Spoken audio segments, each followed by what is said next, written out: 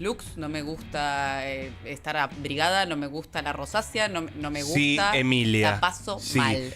Mirá, vos, junto con el tío Germán Martínez, que hace la columna de actualidad política los lunes, ya empiezo a formar mis Avengers antifríos. Sí.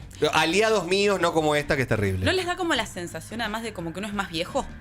Yo el otro día pensaba en eso. Sí, igual como que sí. me da la sensación como de menos jovialidad. Porque él, sí.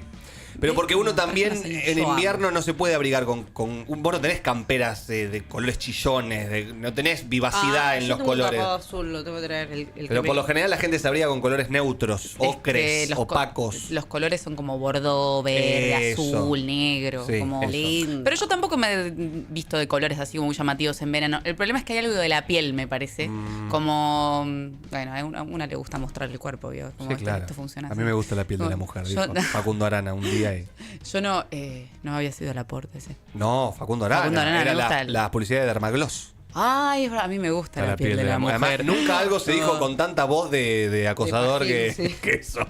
¿Cómo, Bueno, cómo habrá levantado igual? Por favor. ¿Cómo habrá levantado? Mis respetos. Bueno, Emilia. Bueno, señores, en el día de la fecha y muy en relación a nuestra columna de la vez anterior, tenemos a esta muchacha. A ver, vamos con él. A ver. ¿qué Esta trajo? es Samantha Schweblin, el buen mal.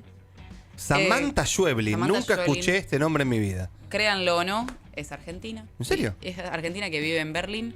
Yo no hablo igual mucho de literatura que no tenga que ver con Argentina, ahora que pienso. Es cierto. La verdad es que no me gusta demasiado. Samantha Schweblin ha sido una de las escritoras más nombradas este último tiempo, porque además de pertenecer como a esta misma generación de escritoras como Mariana Enríquez, Leila Guerriero, bueno, Ariana Harwitz, que hablamos la vez pasada, Sí. tiene que ver como con algo de la descripción del horror, el terror y un poco no sé si la ciencia ficción exactamente, pero dentro de la realidad y en cuanto a lo argentino. A mí eso me gusta, Me gusta. un montón. Ahora, ya que vamos a hacer esto que sea un poco más interactivo, vamos a pensar en el título del libro, ¿no? ¿Cómo era? El buen mal. El buen El mal. buen mal. ¿Qué significa el buen mal? Uy, tarea para el hogar. Un mal, A ver. un mal que hace bien. No, un mal que es malo, malo en serio. Ok. Bueno, vos te lo tomaste para el otro Yo lado. me lo fui para el otro lado. Bueno, yo lo tomé para... Eso es lo bueno de la literatura, chicos. Es totalmente hacia la subjetividad de cada sujeto. Lo importante es que es lo que nosotros en literatura definimos como un oxímoron. Es decir, el oxímoron en criollo son dos términos que se repelen. Ok. Fuego helado, por ejemplo. ¿No? Ah. Son términos que se justifican entre sí, pero que en Eso. realidad... Lengua de segundo grado, o sea. Para, boludo.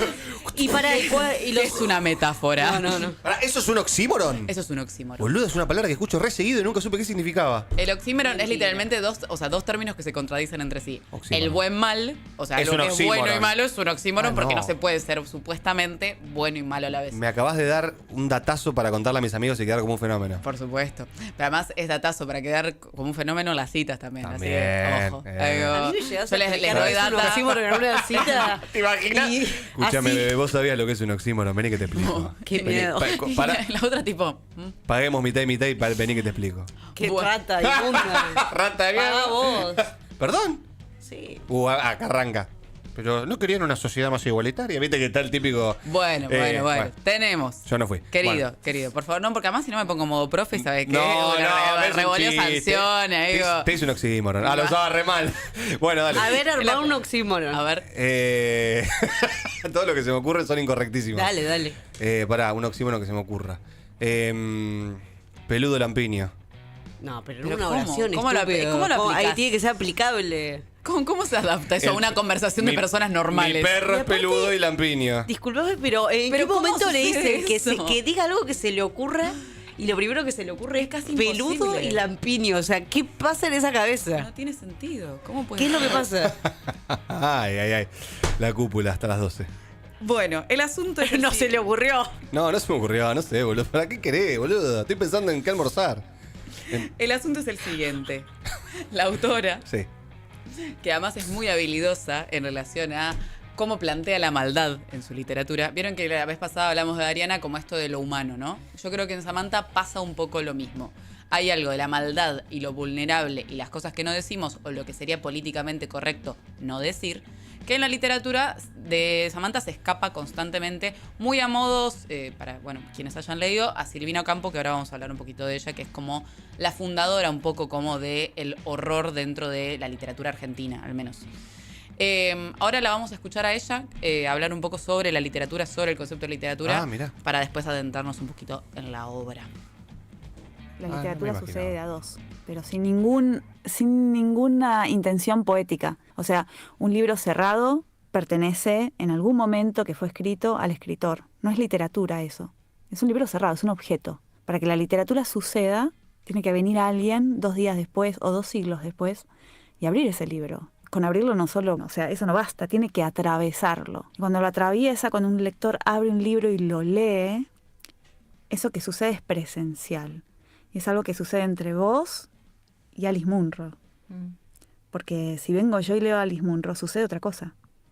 ¿Entendés? Porque cuando Alice Munro dice, entró y dejó el paraguas junto a la puerta, es mi puerta, es mi paraguas, vi una mano, elegí un momento del día, hice un montón de cosas. Y todo lo que hice lo hice con mi propio material vital, es mío. ¿Entendés? Entonces es tu relación particular con eso. Y es mitad y mitad, porque si no se para todo. En el momento que te distraes y te levantás, Alice Munro pierde todo poder. O sea, no está más. Sos vos el que está haciendo que eso pase.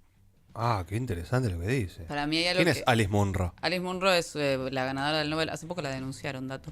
Se murió igual, pero... ¿Se murió? Bueno, no importa. Estoy dando declaraciones que no las sé. ¿Le pasó de todo? Pero la denunció su hija por violencia. No importa. El asunto es que fue ganadora del Nobel. Ella da como un ejemplo que para mí es algo que pasa siempre como en la literatura. Dentro de...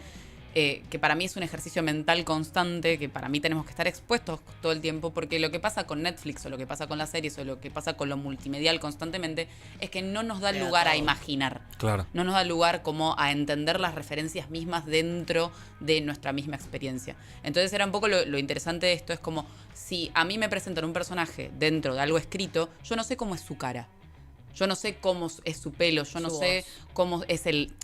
Obviamente nos pueden describir, por supuesto, como cómo es el territorio, pero hay algo en nuestra memoria, memoria RAM dentro de nosotros, donde va a haber una referencia siempre familiar. Entonces la literatura tiene un poco como esta cuestión que va en contra absolutamente del tiempo en el que vivimos, donde todo el tiempo estamos bombardeados por imágenes. Sí. Entonces, para mí hay algo del ejercicio de leer que tiene que ver un poco con esto. Bien, volviendo un poco como a Samantha, les voy a leer... una partecita de las recomendaciones de los otros autores, que dice: la atmósfera en estos cuentos, construidos con nitidez acogedora, presagia que en algún momento todo se va a torcer, y que los efectos de esta torsión perseguirán a los protagonistas para siempre. No son historias de fantasmas, son algo mucho peor y mucho mejor. Son historias de seres humanos. Leila Guerriero es la que escribe sobre Samantha Schweblin, que tiene que ver con esto mismo. Samantha no habla de monstruos, no habla de fantasmas que surgen ni presencias extrañas. Digamos, no es necesario con todo lo que tenemos al lado. Exactamente.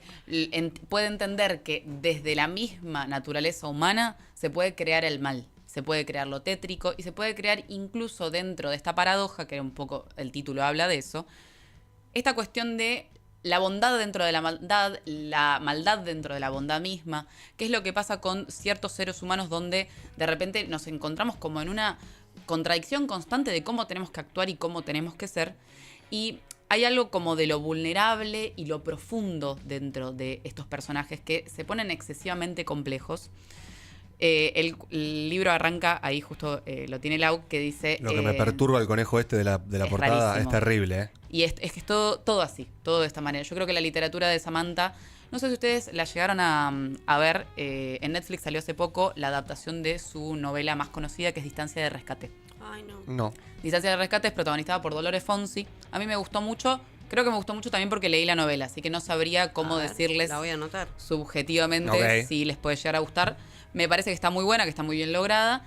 Hay algo, y nombro esto de Distancia de Rescate, más allá de que no voy a hablar de la novela, hay algo de la distancia de estos personajes. Estos personajes que son raros, que son extraños, que de alguna manera son incluso como hasta perturbadores, pero perturbadores en el sentido más humano de la palabra, no son perturbadores en que, bueno, es el rarito o es una persona que, no sé, tiene alguna protuberancia o alguna actitud extraña que no se adapta bien como a lo social. Entonces ella arranca con una cita de Silvina Ocampo, como les decía al principio, que dice: lo raro siempre es más cierto. Entonces hay algo, me parece, como de la literatura de Samantha que es muy sincero. Es muy sincero porque habla como de una naturaleza muy profunda nuestra, donde de repente es como, tenemos un primer cuento donde la tensión se funda en que es una madre de familia, muy parecido a Ariana Harwitz, a lo que habíamos hablado la otra vez, que ella se quiere matar. Ella no soporta más. No voy a spoilearles demasiado. Hay algo que no funciona, hay algo que no anda, hay algo que en su vida con sus 2 hijas y con su marido no pasa. Y desde el principio del cuento tenemos un suicidio fallido donde ella dice, bueno, voy a tener que volver a mi vida normal porque esto no funcionó. Mi suicidio no funcionó. Qué paja. ¿Cómo hacemos para la adaptación de nuevo? ¿Cómo hacemos para recibir a las nenas del jardín que tienen un conejo del cual tienen que cuidar? ¿Cómo hago para prepararle la cena a mi marido? ¿Cómo hago para ir a tomar un café? Y ahí en este momento en el cuento, ella se da cuenta que hay un vecino que la vio. No, la policía no. La policía. El vecino lo que le dice es literalmente, estos son los precios que tenés que pagar. Sobrevivir a esto va a ser los precios. El cuento se llama Bienvenida a la comunidad, donde él le dice, mi reina, estás en el baile ahora. No te queda otra Jodete. ahora, Y yo ya te vi, además.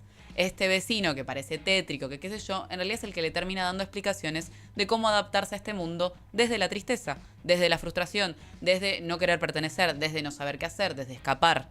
Entonces tenemos a este vecino que parece en algún momento como algo muy raro y que causa como una, no sé, lo que nosotros le decimos tensión literaria. Este personaje parece súper raro, que en realidad es el que le da la salida a la protagonista, que le dice, che, ¿este cuento que decís está en este? está en este, es el primero, justo el primero. Son 6 relatos, eso bueno, no se los dije, salió a principios de este año, así que está bien salidito del horno. Está fresquito. Ella tiene después un montón, es muy buena cuentista, especialmente si bien Distancia del Rescate, como se las nombré la última vez, es una novela, en general son cuentos, o sea, lo más común. Tiene 7 casas vacías, tiene, bueno, El buen mal, tenemos Distancia de Rescate. La verdad es que hay un montonazo de cosas para leer de Samantha.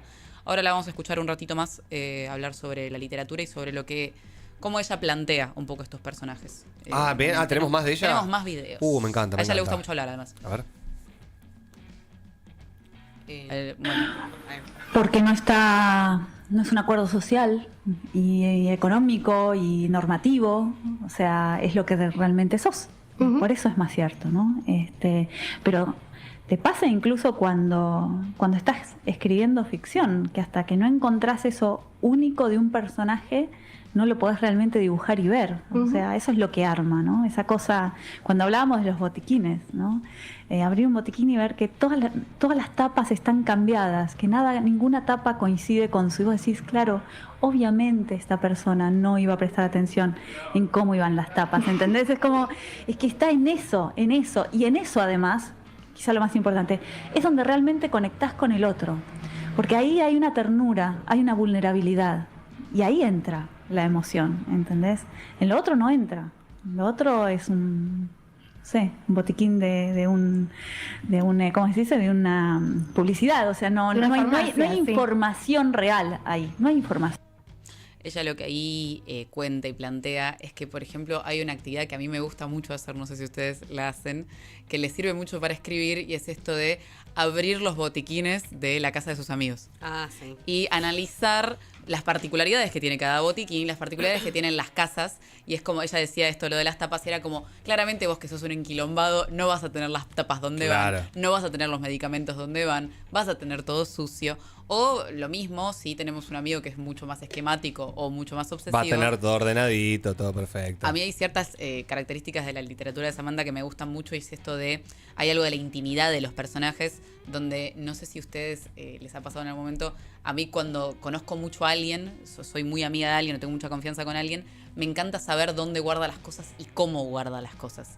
De qué manera. Entonces es como, yo sé que si voy a abrir esta alacena voy a encontrar el azúcar. Claro. O sea, sé que si voy a este lugar, en el botiquín voy a encontrar tal cosa. Pero es una particularidad muy íntima de la otra persona. Sí, de cómo se maneja en su privacidad En la absoluta. privacidad. Y hay algo de también, que creo también lo causan los personajes de Samantha, la posibilidad de la entrada a esta privacidad. La posibilidad de la entrada como a la particularidad y a la singularidad de cada personaje, donde hay un punto en el cual somos todos medio raros, somos todos un poco freaks. Total. Y ella siento que puede entender de alguna manera que esto es más real, es más sincero, tiene otra forma como de construir la maldad o el buen mal en este sentido, que es como un poco lo que hablábamos con Harwitz, que quizás es un poco más esquizofrénica, ella está un poco más sacada, pero es esto de nosotros nos queremos matar entre todos todo el tiempo. Nadie lo dice, o sí, pero estamos todo el tiempo como con una sensación de incomodidad constante, de la cual nadie habla, nadie dice, y es esto de, ella dice, como la literatura no va con acuerdos sociales, puede romper absolutamente con todas esas reglas. Che, que me está dando mucha ganas de leer. ¿Son estos libros que se leen fácil, que se degluten en Sí. minutos? Sí, yo creo que sí. Tiene como un lenguaje como bastante accesible. A mí eso me gusta mucho y también tiene una forma muy argentina de escribir. Me sobre gusta todo, eso. Que eso es importante. Ella siempre se ríe porque hace muchos años que está viviendo en Berlín, entonces tiene un español muy extraño y dice que todo el tiempo tiene que volver a ver videos de gente hablando en español ahora, cómo se habla en Buenos Aires o cómo se habla en Argentina, porque de repente tiene se te empieza a deformar el español necesariamente. Claro. Por hablar inglés, por hablar con españoles de otro lado, por ir de alguna manera viendo. Yo lo que les quería contar, además de esta cuestión de la cotidianidad y de la relación particular de cada personaje, es que lo que tiene Samantha es algo dentro de lo cotidiano que es muy parecido a Mariana Enríquez, en algún momento quizás vayamos a hablar de ella, donde el horror sucede en situaciones comunes y corrientes. Entonces, el segundo cuento, que se llama Un animal fabuloso, de estos 6 relatos, por ejemplo, tenemos una familia asignada por una tragedia total, donde su hijo se mató porque se cayó de la medianera. En realidad, uno piensa, bueno, sí, una tragedia, pero son tragedias muy comunes. Todos tenemos un familiar, un amigo de un amigo, o alguna anécdota en específico que le pasó semejante cosa. Entonces, lo que ella hace es mezclar como lo fantástico con esta cuestión como literaria, donde de repente un evento muy común puede desatar algo que a nosotros nos puede parecer fuera de lo común. Desde lo monstruoso, desde lo mágico, desde este niño se creía que era un caballo, por ejemplo, y el día de su muerte aparece un caballo muerto en la puerta de la casa. No. Entonces hay algo como del paralelismo, que es incluso hasta medio, se roza un poco como con Cortázar incluso, donde hay como elementos constantemente que nos hacen sentir que estamos fuera de lo real, pero a la vez estamos muy, muy sumidos en lo real, porque a todos nos han pasado que dentro de las tragedias nos tenemos como que agarrar de algo, de alguna manera, sea para lo bueno o para lo malo, porque de repente nos vamos a volver locos. ¿Sí? Entonces esta es una charla de 2 amigas, una de estas amigas que pierde a uno de sus hijos, y que ella le pide, dice, háblame del caballo esa tarde, porque yo creo que el caballo es él. Claro. Hay algo como de dentro de todo lo que no se dice, y bueno, y de toda esta cuestión. Así que bueno, nada, hay una ruptura ahí como de la narrativa realista que siento que ella ahora, después vamos a escuchar otro cortito más que nos queda. Ella habla desde personajes que tienen que ver con lo animalesco, con los niños. Hay un cuento muy conocido que se da mucho en la secundaria que se llama Pájaros en la boca, donde ella de repente construye una monstruosidad en los niños que nosotros no esperamos que los niños sean monstruosos. Los niños son adorables. Los niños no comen pájaros.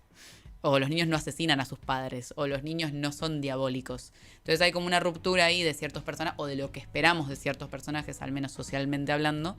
Entonces, ella en una de las entrevistas dice esto de: creo que el mundo está todo hecho mierda y que los adultos se están ocupando de tener conversaciones que no hay que tener. Que realmente no son importantes. Entonces dice, a mí me interesa construir personajes que entiendan qué es lo importante. Entonces, habla de niños, habla de ancianos, habla de animales. Hace como una especie como si volviéramos como a la tierra de nuevo, como volviéramos un poco como a la raíz y a la discusión. Ahora tenemos un cortito más para conocerla un poco más a Samantha. Genera un nivel de tensión física que hace que, no sé si te pasa a vos como lectora, cuando a mí un libro me pone en ese estado, lo que hace es que me paraliza, pero en un sentido muy abierto. Uno puede estar paralizado y no poder pensar, pero es como quizá porque estamos sostenidos en algo que en el fondo sabemos que es una ficción. Estamos paralizados de miedo, pero estamos abiertos. O sea, la gran pregunta todo el tiempo es ¿qué está pasando acá? Dame información, ¿no? O sea, necesito que me digas qué pasa. Y es como un estado de máxima atención que tengo cuando leo este tipo de situaciones, de entrega absoluta a lo que está pasando, en el que no se puede etiquetar, justamente hablamos de etiquetas, ¿no? Me parece que todo el tiempo estamos juzgando, prejuzgando y no... Yo quiero a mis prejuicios, creo que es una de las cosas más lindas que tengo. Pero hay una cosa no más linda, pero por ahí más me cuidan mucho.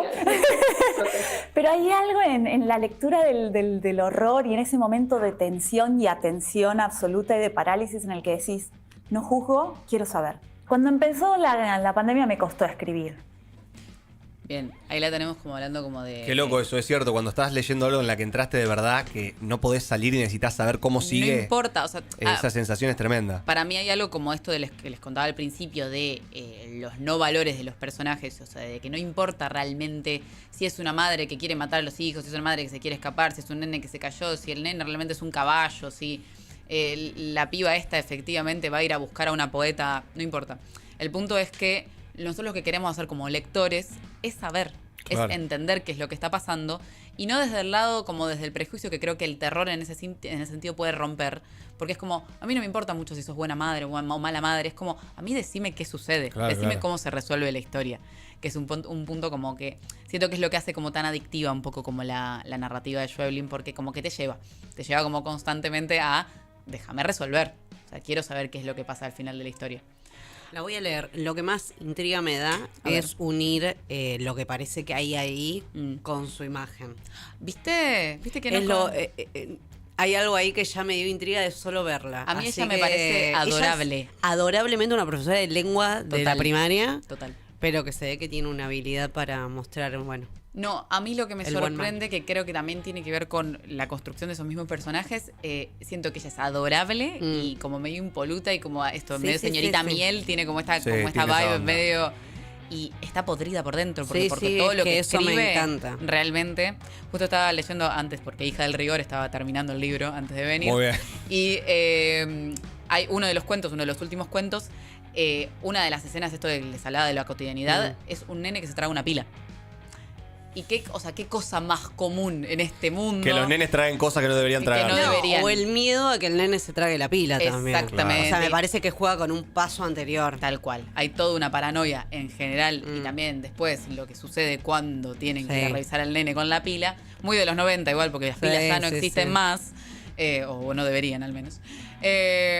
Así que bueno, nada, se las recomiendo mucho a Samantha. Muy buena, Emi, esta. Sí. Me encantó. Así que si tienen ganas, síganla también en Instagram, hace talleres de escritura. Es una chabona bastante simpática y entretenida sobre todo.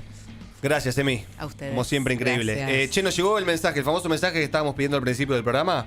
¿Llegó? Llegó. No llegó. Así que no es un audio, pero sí es un mensaje. Hola Quilmes. chicos, buen día. Soy Cintia. Ay, pará. Bueno, Pará primero de principal nuevo, no. que los escucho siempre. Me divierten dale. mucho, son mi cable a tierra en las mañanas y mi informe porque mis hijas no me prestan el tele ni para mirar nada. Así que bueno, me entero de todo por ustedes. Bueno, un saludo grande y decirte, Barto, Laucha te da muchos años de vida. Te hace reír mucho. Y Muy a bien. los oyentes también. Un saludo. Muy bien, que Cintia. Muy bien, Cintia. Sos No la puedo creer única que te persona defiendan. que reconoce mi labor en esta radio. La debe haber contratado Lautaro. Muy bien, Cintia, te quiero decir una cosa. Te acabas de ganar una docena de ¿Qué? sándwiches de miga de la Es un española. mentiroso, no le creas porque nunca cumple nada de lo que dice. Y qué lindo que hayas dicho eso, porque además tenés razón. Vamos a despedirnos con ese No, pará, hay maravilloso- otro mensajito de Gladys. A ver. Gladys dice, hola Barto y Lauti.